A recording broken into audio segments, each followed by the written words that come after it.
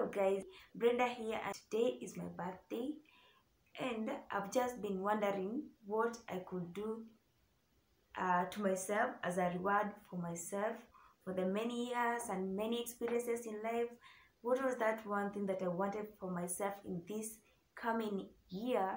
And I decided that I should show myself some love. So guys, first of all, I really appreciate your support so far over the months that you've been with me.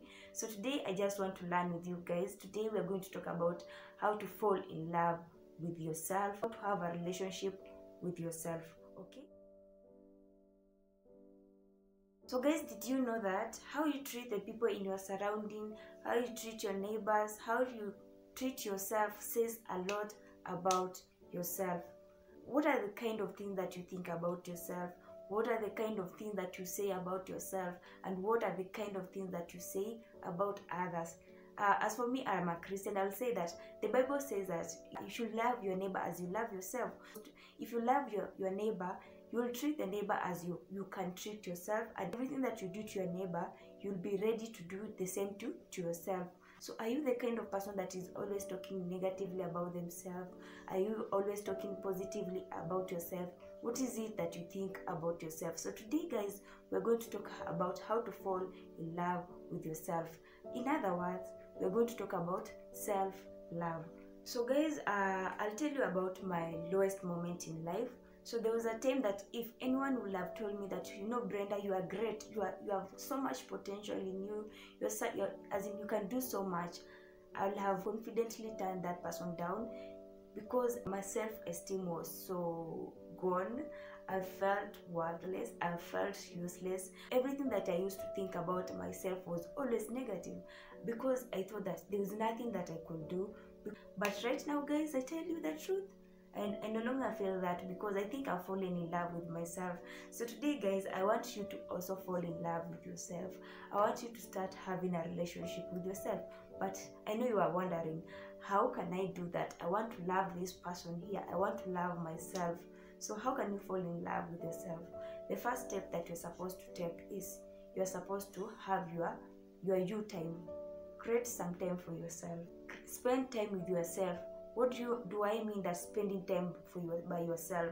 As in, just take some time so that you can set yourself apart from people. Just isolate yourself for just some few minutes. Just create some 10 to 20 minutes for you to wind up, as in just for yourself, as in just enjoy a moment with yourself.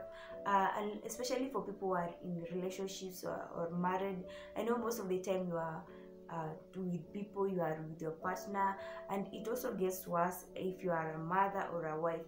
You know, for a mother or a wife, you never think about yourself. You're always thinking about your family, you're always thinking about the well-being of your kids, and you know, and it becomes so hard for you to create time for yourself.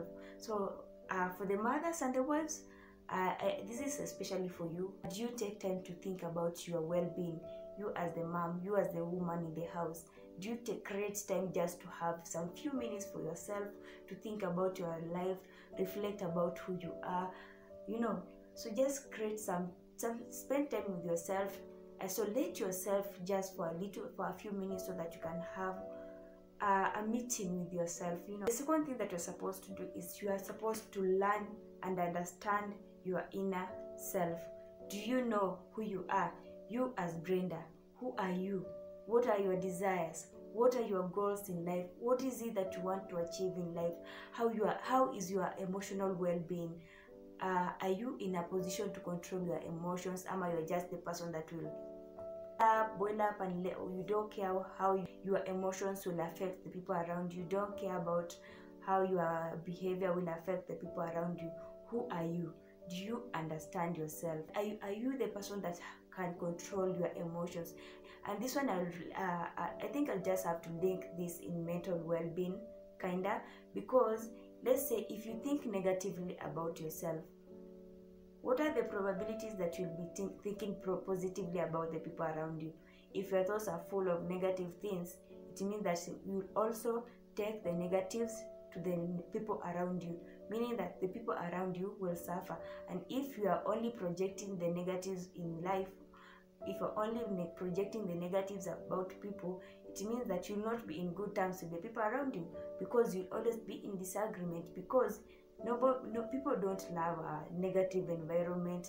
People want to sit in a place where there's peace, as in peace, people just want peace. And I was thinking about that today as I turn a year old. I think I just want peace. I just want to have this connection with me, with myself, I just want to have a new start. I want to enjoy life. I want to enjoy life as it comes. So you can do the same. Create time to understand your inner self.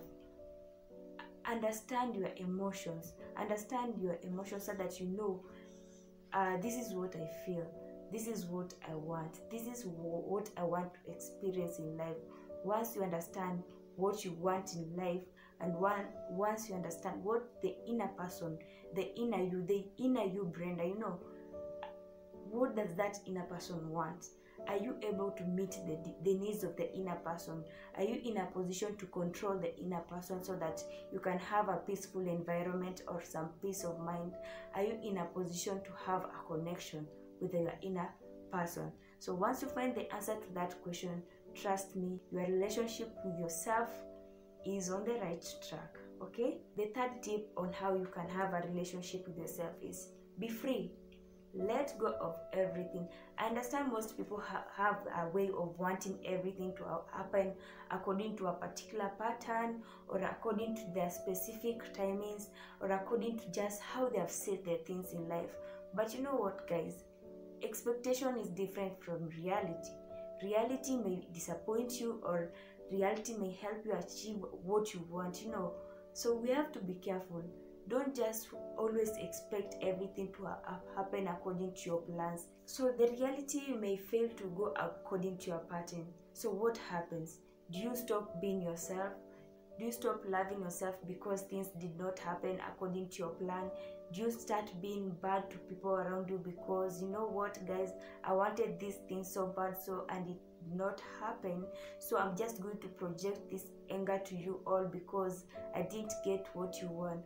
What will you do? Reality will always disappoint you. Reality, as in, nobody can really tell what will happen tomorrow. So if things don't go your way, let go. Be free.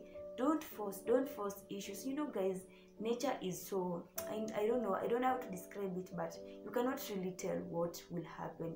So if things don't go according to your pattern, let go. Be free. Why do you want to kill yourself with the anxiety?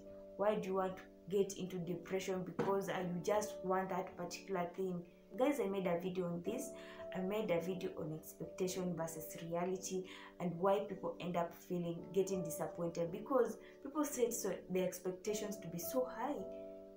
Some expectations that are so unrealistic, and you personally know that this is very unrealistic. I may not be in a position to achieve this, but you still go ahead and plan with that. What do you expect? It means that you'll just fail, and at the end of the day you'll get hurt and disappointed, and maybe stop loving yourself, and that is when you'll start feeling like a loser, like a failure. And once again, guys, I have a video on this. I made a video on how to cope with failure. So what happens? What happens when you fail? Do you give up? Do you, as in, lose hope in life? Do you just let go of everything because you failed at one particular thing in life? Is it worth it? It's not worth it. So it means that there's much more to gain in trying in life. If things fail to go according to this plan, come back to the drawing board. Think about the alternatives. What is the other thing that you can be able to do so that you can achieve the same thing? It's always a plan B. If this strategy fails, come back to the drawing board. Find another way that you can do the same thing. Don't be so rigid. This is what I want. This is the only approach that I've always used, so it has to work. It cannot fail. If you do that, it means that you are making your body ready to get all the diseases, because trust me, depression will be the first one knocking on your door, because you'll be feeling like nothing is working for you. Everything that you do always fails. At the end of the day, you'll start hating yourself. But today, we don't want you to hate yourself. We want you to start having a relationship with you. Like, guys, hug yourself, as in, hey, I'm so excited for this new year, guys. I want this new year to be a good one.